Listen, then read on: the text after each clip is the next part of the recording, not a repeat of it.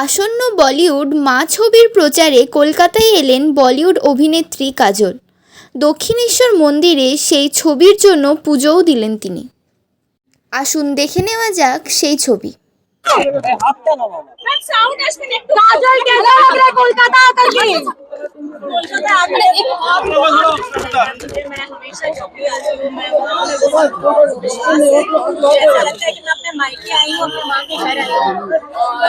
Promotion शुरू करने से पहले मुझे यही लगता है कि मैं अपना माँ का आशीर्वाद लेने आई हूँ।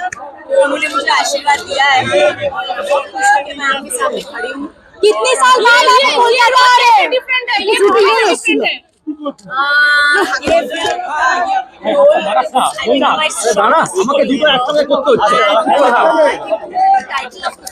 It's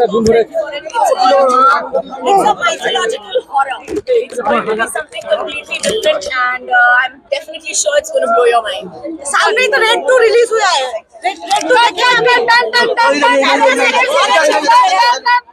ऑपरेशन सिंदूर के बारे में कुछ बोलना चाहेंगे? ऑपरेशन सिंदूर के बारे में बोलना चाहेंगे? हम भारतीय हैं। आप एक भारतीय नारी हैं।